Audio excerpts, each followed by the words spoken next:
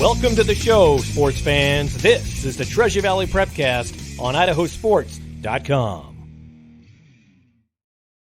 All right, welcome in. Brand new season. That's right, season premiere, season 3 of the Treasure Valley Prepcast on IdahoSports.com.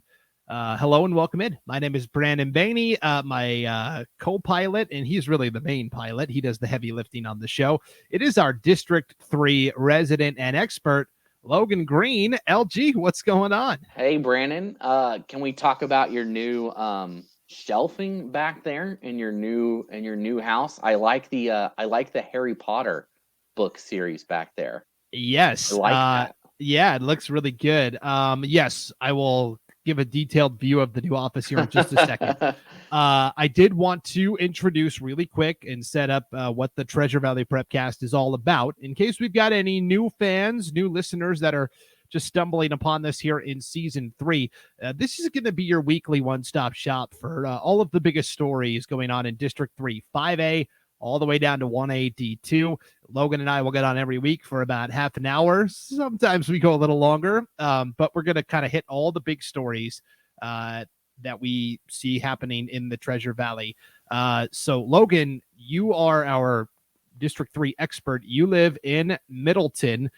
Tell us a little bit about your background. You and I are both Idaho transplants. So, yeah, I'm a transplant, but I came a long time ago. Well, I came for college in 2008, and pretty much have been here ever since. Like little short stints back at home, but nothing longer than like a year. So maybe, so what is that? That's 15 years, for the better part of 15 years in Idaho since college.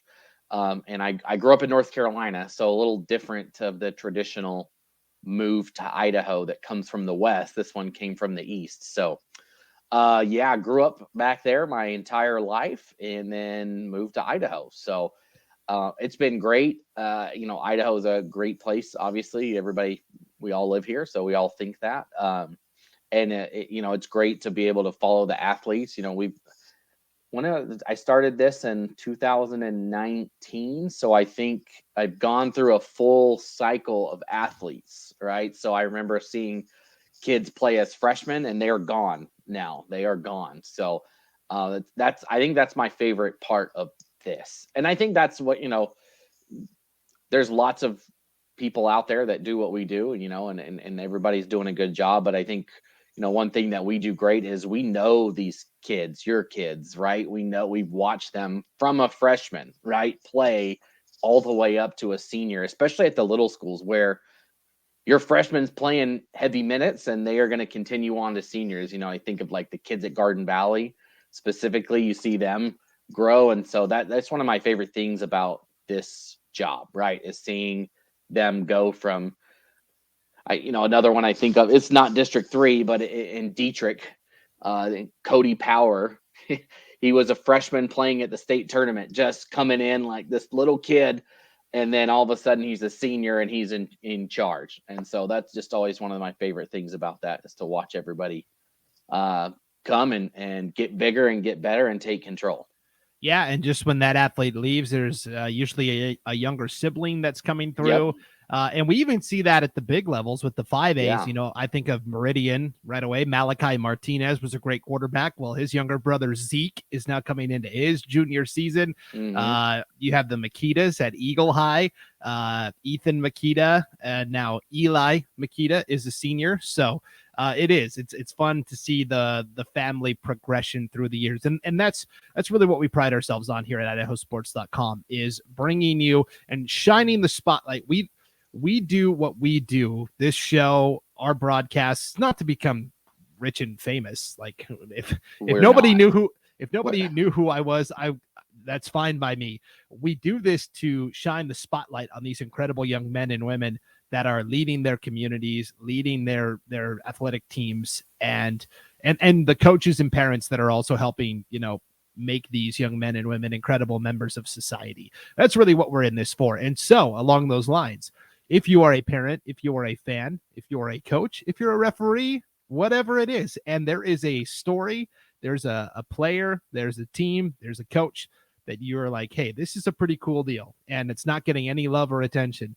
hit us up. Brandon at IdahoSports.com, Logan at IdahoSports.com, and we'll make sure to talk about it on the show. Yeah. Yeah. There's just a lot of stuff that we just don't know. There's a lot of stuff we do know about, but there's just a lot of stuff, especially at the, maybe like a 1A baseball or something that's just not, it's just not widely known. Just let us know. We'd love to talk about it and get them the publicity that they deserve. Yep, for sure. So you moved to Idaho from the East, North Carolina. I've found you probably fit right in. People wouldn't know because I've noticed that people in the Treasure Valley kind of have, I'll probably upset a lot of people. They kind of have a little twang in their voice when they talk, some of the people that I've come across from the Treasure Valley. So I think you fit right in with that. You think so? You think there's a Treasure Valley accent? I think so. Yeah. And I think if you ask people from other parts of the state, there's an East Idaho accent. It's, yes. The word like I feel good today. It's I feel good today. I can say that. My mother-in-law is from Rigby, and so she has that. There's that. That's distinct to Eastern Idaho and maybe Northern Utah. That Phil, I'm gonna have a great meal today. Yes. And as somebody who lived in Pocatello for the last almost 5 years, I definitely picked up on that as well. So anyways, I'm from Montana originally. Now I live in Idaho. I mean, Montana and Idaho are like cousins. So, I feel like I'm good there. I didn't come from the other direction. And then I this summer moved up to North Idaho. I live in Coeur d'Alene now, technically Hayden, but yes, I made the move this summer. We only talked about it for like 20 weeks on the show last year. It was like the longest move ever. And so, settled in into my office. I've got kind of my wall of memorabilia behind me. I still have a shelf that's empty that I got to put more stuff in. Yeah. But you need some high school stuff up there, Brandon. Yes. You need some people to give you some mementos at a game. Right. Yeah, that'd be a nice addition for sure. So I've got my books behind me, including Harry Potter. I'm a confessed Harry Potter nerd. I probably read the whole series, 3 different times. So a lot of sports books back there too. So don't worry, I've got it balanced out. But let's dive into what we did this summer. I moved, you traveled a little bit, which is cool. But here at IdahoSports.com, we had a busy summer as well, particularly with these off-season roundtable discussions that we did. We did one each month, and we kind of tackled big State of the Union type issues that the state of Idaho is going to be facing in the coming years. In June, we talked about Idaho's potentially, reclassifying and changing the enrollment numbers that would create a 6A classification and kind of tweak the numbers, so to speak. That actually failed in August at the second reading. And so the classifications are going to stay the same, Logan. You can go back and watch or listen to these roundtable discussions on the IdahoSports.com YouTube channel or Facebook page. So our June talk, we did a lot of, okay, if the new proposal passes, here's what it looks like. But we also spent a lot of time going, okay, if the proposal fails and everything stays the same, here's what the landscape looks like, because we knew it was a 50-50 proposition coming into the second reading. It passed by 1 vote on the first reading, failed by 2 votes on the second reading. And so for now, the classification parameters will stay the same, which means Class 5A is going to almost double in size. Not quite. Yeah. They're picking up a lot of teams. There's going to be almost 30 5A teams now, and there are going to be 15 teams in the 5A Southern Idaho Conference starting next year, Logan. Yeah, it's huge. And I mean, you look at some of the teams moving up too, like Caldwell, Ridgeview. You've got some schools that, have struggled at the 4A, and now they're going to be asked to go up to 5A. We'll see. There's obviously opportunities to petition, but just looking at it on the surface level, right, without any of those extra things, you look at the 5A SIC and say, this is big. And then how does that affect the 4A SIC, right? Now their numbers are going down as people move up. So interesting dichotomy, seeing teams go and kind of lead. It's almost like the Pac-12, right? is the 4A SIC, right? Everybody's getting bigger and moving up, and that just leaves the 4A to kind of have what's left, some of the smaller ones. Yeah, I mean, you're looking at basically Bishop Kelly, Emmett, Columbia, Valley View. Am I forgetting one? Skyview. Yeah, and Skyview has been a 5A school right recently, and you got to think it's only a matter of time before Valley View and Columbia are too. I mean, it's not like nobody's moving into those areas. Would be interesting. You know, Bishop Kelly and Emmett are really the ones that are kind of safe number wise in their spot, right? I'll say number wise in their spot. Well, and this was something that our Magic Valley broadcaster Scott Burton brought up on our last roundtable discussion, and I didn't have a chance to push him further on it, but he has heard rumblings, and he's also the athletic director at Jerome High School, so he's a pretty well-connected guy. He has heard rumblings that Bishop Kelly might jump up to the 5A level. They can opt to play up a level if they want to, and that would be kind of an interesting, dichotomy as well. So I guess we'll have to stay tuned. Yeah, I guess you don't want to go too deep into that if it's just a rumor, but right. I kind of like it. I think that they beat the 5A teams they play. I think they would compete well. I mean, they ran through their schedule last year that included 5A SIC schools up until the state championship, and Skyline is just a whole different story. But maybe it's not a bad spot for them. And it would be a fun thing to discuss if it were true. Yes. Our July roundtable discussion tackled the topic of player transfers. Now the state of Idaho has school choice. It was passed by the legislature, which means you can go to any school you want for any time, any reason. Of course, you have to be accepted by the school, and if the school is already too overfilled, you can be turned away. But the big question was, well, how's this going to affect athletes transferring? And I think it's going to create kind of the similar situation we're in right now, where the IHSAA is going to have to spend a lot of time looking at these requests and then either approving or denying them. But the player transfer thing is nothing new, especially to the bigger schools in the 5A SIC. There was a freshman basketball player at Mountain View who now is at Owyhee. And so anyways, it's going to be interesting to see how all of that, I don't know that much will change at the big level. Maybe at the smaller schools. I've already seen on social media, Logan, a student that lives in Twin Falls, and I don't think they're an athlete, but they live in Twin Falls and they want to go to school at Bishop Kelly. They're, really into their Catholic. They're Catholic, into their faith, and there's just not a Catholic school in Twin Falls to go to. So I think, the BK community was trying to find a family that could host him during the week. He'd come over on a Sunday or whatever, wow. Go to school all week, come back home for the weekend. But that's kind of an extreme situation. Yeah. But under the new school choice, that is something we could see happen. Somebody could drive 40 or 50 miles if they wanted to go to a certain school. Yeah. And you can go back and watch it. I guess you don't want to, I don't know if we want to get that deep into it here, but because there is a lot of things that go into that are not just that, right? Like, I mean, I talked about this. I struggle with it, some of it, like, just because it's a tough conversation, because if somebody needs to move to be better at something, then who am I to say, don't do that? Or, if a situation is better, then why, why shouldn't they try to improve themselves? That's people doing in jobs all the time, right? Hey, I got a better job, I'm going to leave. And I don't know why people give kids such a hard time with it when they transfer in college. People, just stick it out. And it's like, well, you don't say that in a job that is not paying you enough, or is, you are miserable, or you're not doing what you were. I got a degree in, engineering, and I'm here being a psychologist. Not that would ever happen, but like, what if you came somewhere to be a point guard and you were forced to be a center, and you're like, that is not what I wanted.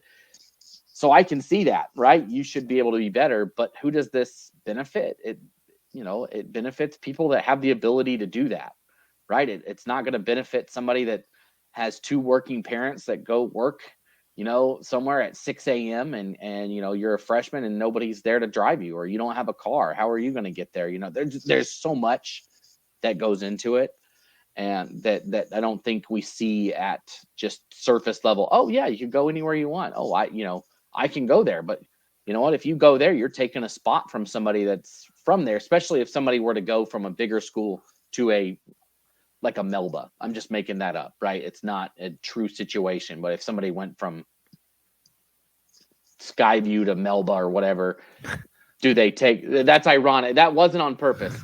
But Okay. if no, it really was Columbia to Melba. All right, we'll change it. Middleton to Notice. How about that? Okay, so you go from Middleton and you want to be a quarterback, right? But they just put you at receiver.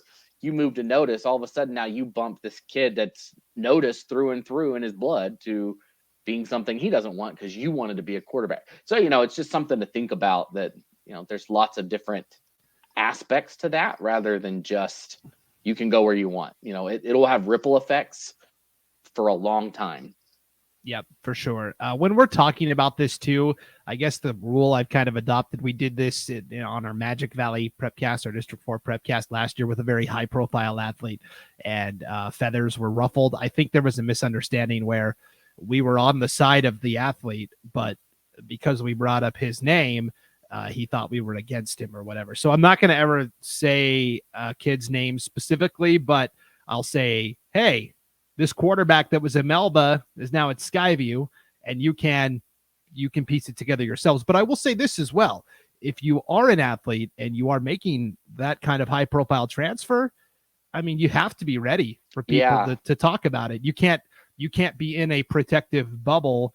And it's only going to get worse as you get into college and then into the professional world. So nobody, here's the thing, nobody is bashing on the quarterback at Weber State that decides to transfer to BYU, or he's at Southern Utah and he decides to transfer to Arizona. Like, nobody's saying, no, you should have just stayed at Weber State, and because that's what you decided to do. Like, I'm terrified that the Vandals quarterback's going to leave because he played really well, and you just know, like, if you're maxing out your potential somewhere, like, somebody's going to come knocking, and what it is what it is.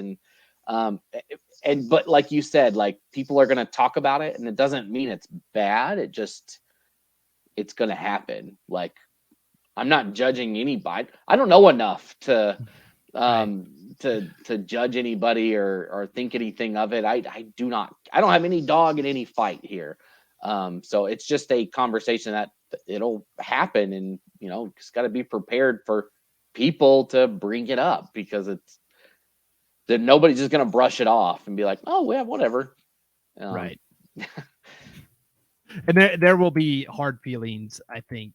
It's just natural human nature from whatever school you're leaving, and that's part of the deal too. So that was our July roundtable. Our August roundtable was all about state tournaments. Max Preps, can we do it better? Should we expand state basketball tournaments? Should we move locations?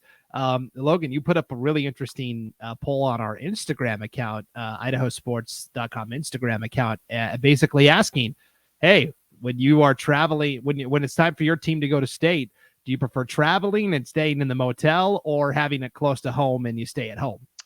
Yeah, in my opinion, always was, and this is the gripe that comes from Eastern Idaho, Northern Idaho, wherever, is that we hate traveling to state. And it's, who is it that's saying it? It's usually not students. That's what I am hearing it from adults, right? But then we put up the poll, and my thought was, why would you not want a road trip to state? I'm from Idaho Falls. I get to go to Boise on a Thursday morning and miss 2 days of school to go to a tournament, hang out with my friends, go to a restaurant, sleep in a hotel. I say sleep lightly, right? You're hanging out, you're playing games, whatever it is, I would imagine that that's what people would want, rather than, like I always say, going home and doing your chores after, sweet, we just won a big playoff game. All right, now Johnny, go cut the grass. Like that's like the example I like to give. And sure enough, we had over 2,000 votes on that, and it was 75% wanted to not sleep in their own beds, wanted to go on that road trip to state. 25% stay in your own beds. So that's what I've thought. And so, there's the discussion of state basketball, right? People want to move it around and all that.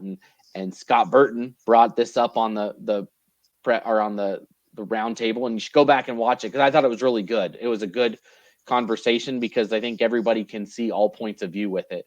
But my main point is the experience that everybody gets from the Idaho Center. That it's a big crowd. It is packed.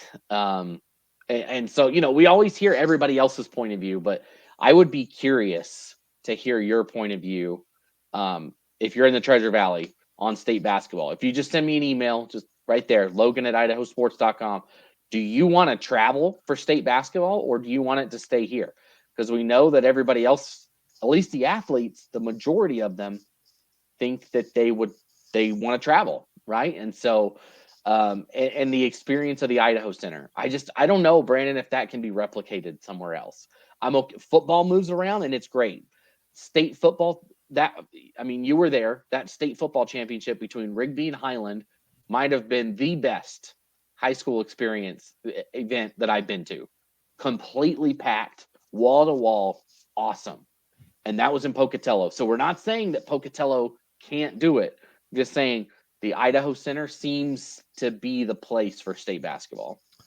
Yeah, I would be really interested to hear from Treasure Valley fans. So yeah, send Logan a line. Or Brandon. Yeah, both of us. You can copy us both. Just curious, what your thoughts on it.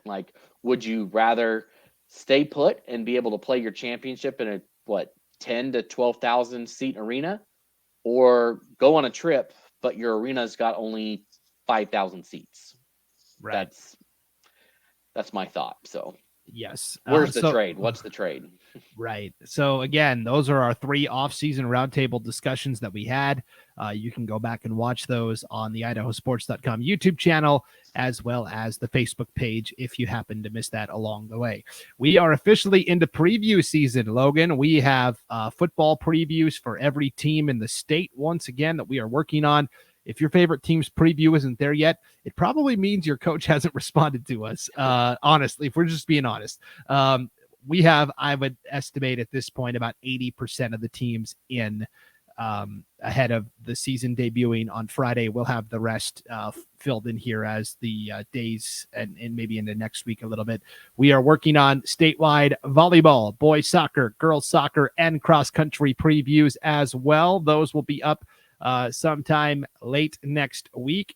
And we also did this offseason, more football content. Logan, our top 10 lists by position. We did one each week. We did offensive line, defensive line, special teams, running back, linebacker, wide receiver, defensive back, and our last top 10 list published earlier this week, our top 10 quarterbacks in the state of Idaho. And those are all good, fun off-season content as well. And there's just too many to get on these lists, right? There's people that are always upset that so-and-so didn't make it or whatever. And it's just, and Brandon had the fun task of picking the 10.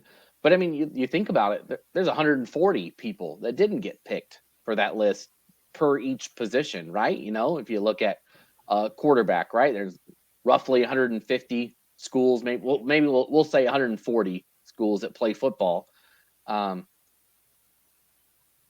It's 130 that get left off, right? It's not personal, it's not anything like that, and it's just going off of what happened last year. I mean, at this point, preseason stuff is always difficult, but I mean, we know coming in that those 10 guys on your list are going to be 10 really good guys this year, no matter what.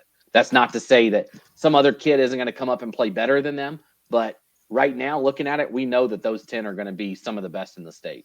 Yeah, and just to clarify a point, it's not my list, right? It is a collaborative. I kind of reach out to all of our different broadcasters around the state. Yeah, people email me all the time. Like, that's true, Brandon. You're right.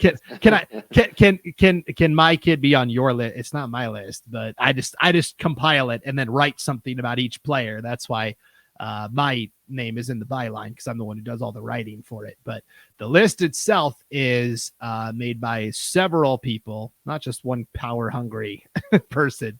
So I know some people think that, but that's all right. So our top 10 lists, a lot of fun for sure. But now we get into it, Logan. Regular season competition starts this weekend. Do you know the first athletic event involving a Treasure Valley team to officially start the season? Oh, my guess is that somebody's got a soccer game on Thursday.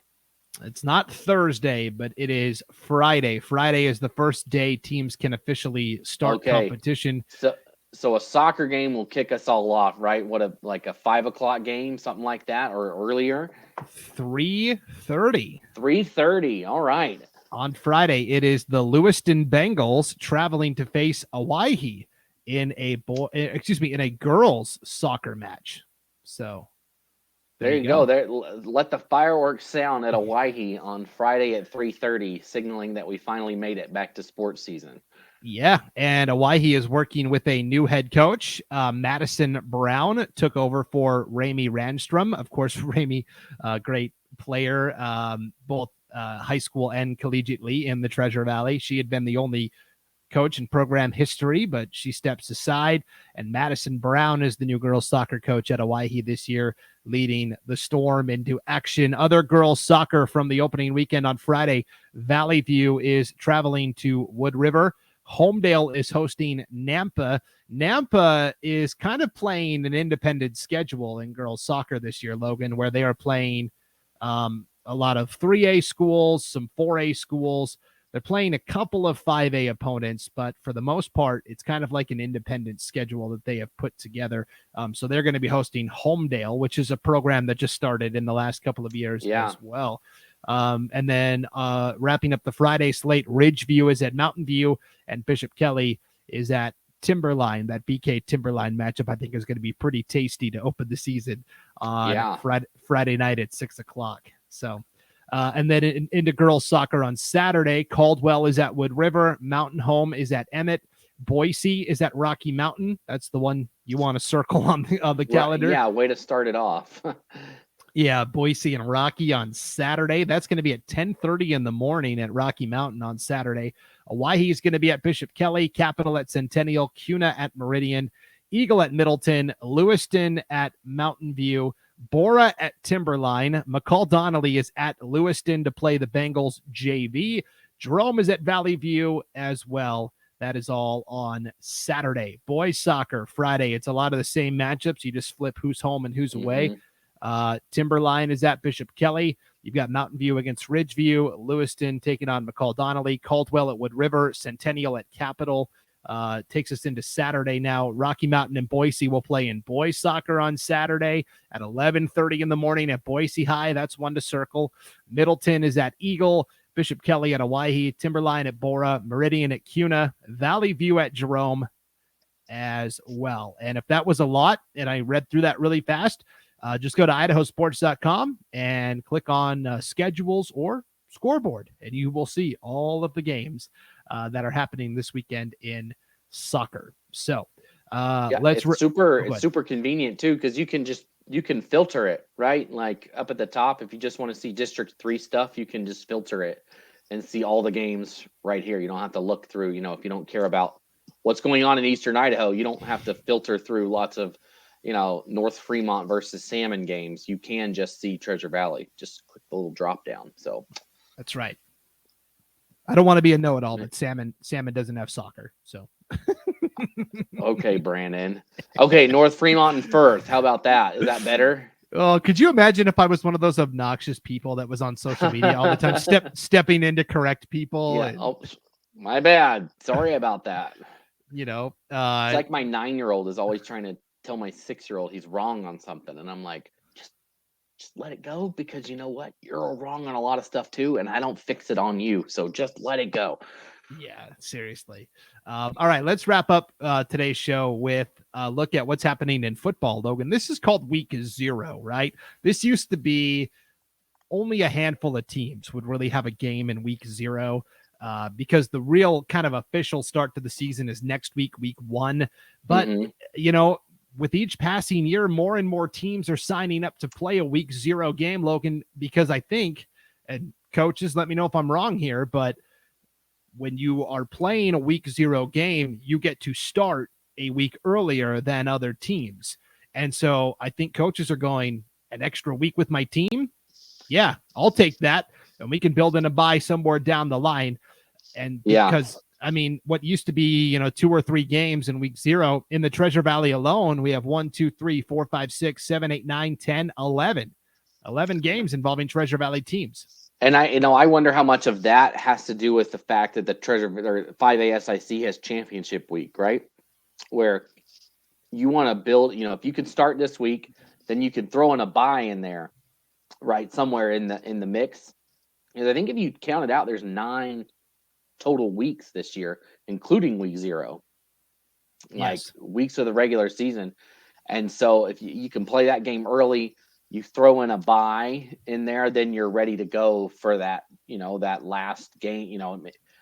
I kind of like it. You get started a little earlier and you get a break during the middle. And I think that, I don't know, maybe the fans don't like it. You don't, and maybe the kids don't like it. I don't know. Maybe, but they probably want to be playing the game every Friday night. Like that's where you want to be. You don't want to be at home not watching a game. I'm sure they're going to a game somewhere or watching one somehow if they're not at one. But it's probably better to have a week off in there. And maybe that's what's going on here. Yeah, I did a quick look at the calendar. I think there's 10 weeks built into. 10 weeks. Okay. Yep. So, and you can play a maximum of 9 games. Most schools do 8, some do 9. And so hence, if you want to buy, then you would have to start in week 0 if you had a 9-game schedule. So let's talk about the 2 games that you can watch totally live, totally free on IdahoSports.com. Let's start with the actual SIC versus SIC matchup. We've got 2 5A football games for you on tap, live video coverage Friday night. Kuna is hosting Centennial in their season opener. These are teams in opposite pods. Centennial is in the Foothills division. Kuna is in the River division. The conference is so big, they had to split it into 2 divisions, but there are a lot of intriguing storylines in this game, Logan.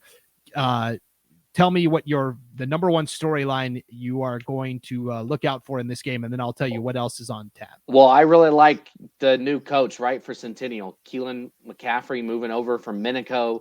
I don't know if he brought his offense with him, but I would assume so. And so he runs that tight, the wing T offense. That's what they've run at Minico, kind of that triple option type thing. That's not a 5A SIC offense. Right? You see spread offense, run and gun type situations in the SIC. And the defenses, I feel, are built to counter that.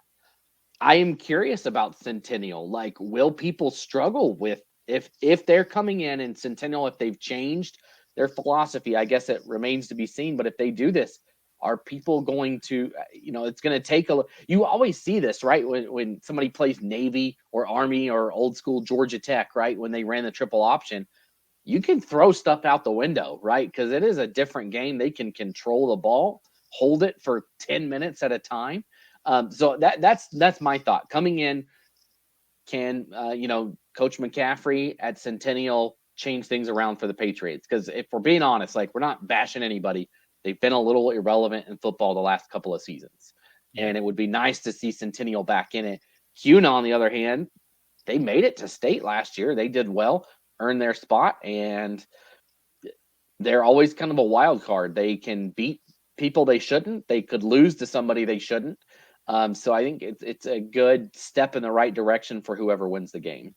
Yeah, it's going to be really interesting to see how Kuna looks. Kuna was picked 3rd in the preseason coaches poll in the River division, only behind Eagle and Mountain View. So coaches, I think, are pretty high on Kuna. And by the way, we have all of those preseason coaches polls for every conference in the state on our website, IdahoSports.com. So Kuna is coming in with a lot of big expectations. You mentioned Centennial running the wing tee. They did dabble in the wing tee last year a little bit under former coach Matt Green, but this is like, we're all in. Baptism by fire here. Here it is. Yeah, this is it. For sure. Keelan McCaffrey comes from 4A Minico, where he was very successful with the Spartans. And he's a young guy. He is only in his early 30s. It wasn't that long ago that he was playing for Minico. So he's a guy that could really be there for a long time. So that's the storyline with Centennial for sure. And then for Kuna, the big question is last year they had this great quarterback, Cole Lukengay. His younger brother was kind of poised to take over Dylan Lukengay, but he is not playing football, or he went to a different school. I'm trying to remember which one it was, but he's not there. But whoever the quarterback is, he's got two really good wide receivers to throw to in Luke Celto and then Snar as well. So two really good wide receivers that were both top 10 in the SIC in receiving a year ago. So I think Kuna, keep an eye on the Cavemen. They can be pretty sneaky. Yeah, I really, the 5A SIC I think is a little more open than I think personally, in my point of view, than it has been in the past. I mean, Rocky lost a ton of guys. Not to say they didn't just reload. That's what those schools do. It's not like they don't have great people behind them. But I mean, I think that there's a slight window that's open that maybe some other teams can get in the mix here. Yep, for sure. So yeah, both wide receivers are named Luke Snar, Luke Celto. The quarterback, Dylan Lukengay, has transferred to Bora and focusing on basketball instead. So a freshman and a sophomore are competing for that starting quarterback job at Kuna. So it'll be interesting to see who takes the reins there. The other game that we're going to be broadcasting on Friday night is a non-conference battle. Owyhee is traveling all the way to Rexburg to face Madison. This ended up being, Logan, kind of a de facto playoff game last year. These two teams met in the season opener a year ago. Owyhee hosted Madison. Madison had several turnovers inside the red zone. Owyhee gets out of there with a tight 13-7 win. And because of that, Owyhee gets basically the last playoff spot into the 5A postseason. Madison is stuck at home. I think this game could have big playoff implications again this year right out of the gates. Yeah, and it's really funny too, because if Madison gets that spot instead of Owyhee, who's that game against? Owyhee had to go to Rigby, and so that could have set up Madison Rigby, and that's just a game that you just never know. Sometimes Madison out of nowhere, was it last year that they beat 2 years ago? 2 years ago. They just beat Rigby, and like it just happens. And so it's kind of, I'm sure Rigby was thankful that it was not Madison. But this will be a fun game. Last year, like you said, Owyhee gets the win, but this year they have to go over to Madison. And like you said, we will have the game on IdahoSports.com. You don't have to make the drive. If you're an Owyhee fan, you don't have to drive to Rexburg. You can just sit at home and watch it. We'll be there. I'll be there with Paul. So we'll be there broadcasting it. It should be a fun one. And if hopefully it's as close as last time, but it'll be interesting with their new head coach, Jason Burton, stepping over to take over for Owyhee, and we'll see. They're one of those teams. They've been successful at pretty much every other sport that they've stepped on the field for since they opened, and then made it to state last year. They're kind of picked a little bit lower in the pecking order this year, but you would think about year 3, teams are finally into their groove after the new school has worn off, so to say, that their kids are bigger, and now they've got a full senior class there. Everything should be revved and roaring for the Storm. Yep, for sure. Jason Burton, former Bora head coach, moved to Cary. His wife, Kayla, got the principal job at Cary, and that's where Kayla is from. So Jason spent 2 years as an offensive coordinator for Wood River. Now he's back in the head coaching ranks in the 5A SIC at Owyhee. Their former coach, Sherm Blaser, is now at Minico. And Minico, of course, Keelan McCaffrey's at Centennial. So it's kind of this weird musical chairs. Yeah, the coaching carousel was a little wild in the SIC this offseason. So, and Madison, of course, has a new coach on staff as well. Former Highland head coach Gino Mariani is now the offensive coordinator at Madison. And so I think Bobcat fans are expecting, bigger and better things this year. But and they're a program that they're not a bad historical program, right? They have a recent state championship over some last 10 years or so that they've been there, that they're not a stranger to that. And I'll tell you, if you're an Owyhee player, fan, whatever, and you are going to Madison, just be prepared to see the greatest high school stadium in the state. Like, it's not a question. Like, when it comes to facilities wise, there are some that have much better views, like Garden Valley. I don't know if you can beat the view at Garden Valley, right? But the stadium at Madison is incredible. It is awesome. Yeah. So that'll be a fun experience to play. That thing is bigger than some FCS stadiums. I say that jokingly, but it might be true. I don't know. I'd have to look at the numbers, but it's a great facility that Madison has. It almost makes you want BYU Idaho to bring back football. They used just to to play there. Just Yeah. to play. Yeah, that'll never happen. That know. Would be, they do have a field. It's still there. They have a stadium on campus, but when they were Rick's College back in the day, they were legit in football. So a lot of good Idaho players went there. Okay, also on the schedule for week 1, and I'll start at 1A and work our way up, and then we'll end with the brief talk on 2 games. Wilder is going to be at Horseshoe Bend in a little 8-man action. Wilder's got a new head coach in Jeremy Bailey, longtime athletic director and head football coach Kyle Dalsalio has moved on. He, I think, is at Rocky Mountain now as an assistant coach. So Wilder's got a new coach. He comes from a track and field background, coached at BYU for a time, the big BYU in Provo for track and field. So Wilder's got a really good coach there to keep an eye on. They are at Horseshoe Bend. In 2A action, Wendell is traveling to Coal Valley Christian. This was an interesting matchup last year that Coal Valley won. Wendell thinks they're ready to take that next step forward. We'll see. You've got Payette at Caldwell in a 3A matchup. Caldwell is playing an independent schedule again this year, which means not eligible for the postseason, and they kind of just filled the schedule with whoever they wanted. Other 4A games, Skyview and Columbia are each hosting opponents from Nevada. Skyview is hosting Elko. Columbia is hosting Lowry High School from Nevada, just to the south. And then the 5A schedule to wrap out. You've got Timberline at Boise.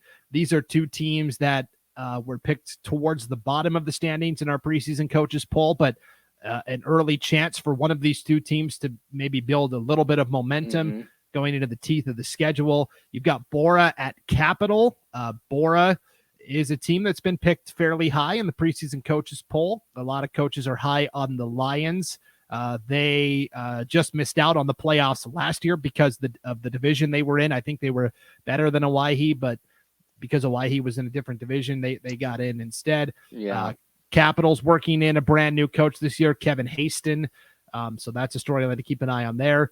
And then the last 2 games I wanted to finish with, Logan. You've got Middleton at Rocky Mountain. Rocky's got a new old coach, Scott Kreiner, who coached the Grizzlies previously, has taken over for Chris Kulig, who moved on to Bishop Kelly. Rocky lost a lot to graduation, including 3 Division I offensive linemen up front. Yep. And Middleton, meanwhile, while you've got so much new blood in the SIC, Bill Brock rolling into 20-plus years coaching the Middleton Vikings on the other side. Yeah, I've been there forever. And, I live in Middleton. I'm not a Middleton fan. I'm not a fan of it. I'm a fan of all teams. I'll say that. I like everybody, but I know a lot of just because I live here, I know a lot of kids from Middleton that play, and they're really excited. They think that they've got something to offer. They are excited, waiting, chomping at the bits to play Rocky. It is not great, we have to start the year with Rocky. It's, yes, we get to start with Rocky. I think they are looking for an opportunity to step on the field. And it was a close game last year. Rocky or Middleton held them pretty tight. Middleton only lost to 2 teams last year, Rocky and Meridian. That was it. They lost to them in the regular season and then lost to Meridian in the playoffs. They're not that far off. And that's one thing that always kind of confuses me, is that people don't really give them much time of day. They're out there on the edge of the Treasure Valley and people just think, they're Middleton. But they only lost to 2 teams. I guess they lost to Kuna in the play-in game or the crossover games. But really, it was just those 2. So watch out. Middleton could make some noise. Yeah, for sure. And then the final game we have to highlight is, I can't even believe this is a week 0 showdown. This is a game that we could see be a rematch in the final week of the regular season in the SIC championship game. Meridian is at Eagle. They are in different divisions. Meridian resides in the Foothills division. Eagle is in the River division. Each of these teams were picked to win their respective division in our preseason coaches poll, which means we could be looking at the SIC championship game here in week 0. Both of these teams incredibly talented. And it's tough to see it in a week 0 game, because if they do meet in that crossover game, it's going to be completely different. Like, right, they're going to be a different team in late October than they are going to be the second week of August, right? They're going to be completely different, have different experiences, everything like that. But Eagles got to be feeling good with their new quarterback Harsin coming in. He's already committed to Idaho State. To have a D1 quarterback on your team, son of a college football coach, right? That is here, and that was an area that Eagle could have had last year. That could have improved, right, the passing game, and maybe this is what they need to take that step in the right direction. Yes. So Brian Harsin, former Boise State coach, then took the job at Auburn, got fired at the end of October last year from Auburn, October 31st. He moves back to, he never sold this house in the Treasure Valley, so he just moves back to Idaho, and Auburn's loss is Eagles' gain as Davis Harsin, senior quarterback, ready to lead the Mustangs. He was at Auburn High School last year, and they are in the 7A classification, Logan. Yeah. And he platooned at quarterback with another kid, but they got all the way to the championship game for the state of Auburn, or for the state of Alabama. So, and you think of some of the athletes, he's playing with great athletes, but playing against very good athletes there. So he has had a lot of good competition the last couple of years, and we'll see how that translates here. It could be one of the best quarterbacks in the state this year. Yes, and Meridian on the other side, junior Zeke Martinez, one of the few underclassmen to make our top 10 QB list, 15-1 as a starter at Meridian, and he has pretty much been starting since his freshman year because of injuries. Yeah. So yes, this is going to be a fantastic matchup here in week 0 as well. Well, we are off and running, Logan, our first Prepcast of the year, and we already ran long. So we're setting the bar nice. We're setting the bar nice and low for everybody. Yeah, it seems like that always happens. I start talking and I should stop. So, hey, it's all good. So yes, but we had a lot to cover because there's so much going on at IdahoSports.com right now. We had our first media football poll of the year. You can take a look at that.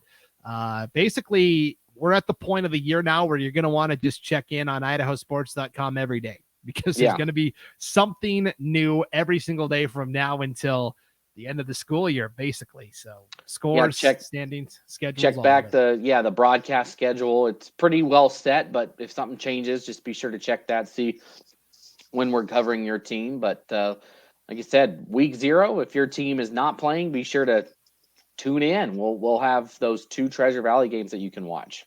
Yeah, and again, that is Centennial-Kuna and Owyhee-Madison. So thanks for tuning into the Treasure Valley Prepcast, everybody. We'll see you back here next week. For Logan Green, I'm Brandon Baney on IdahoSports.com.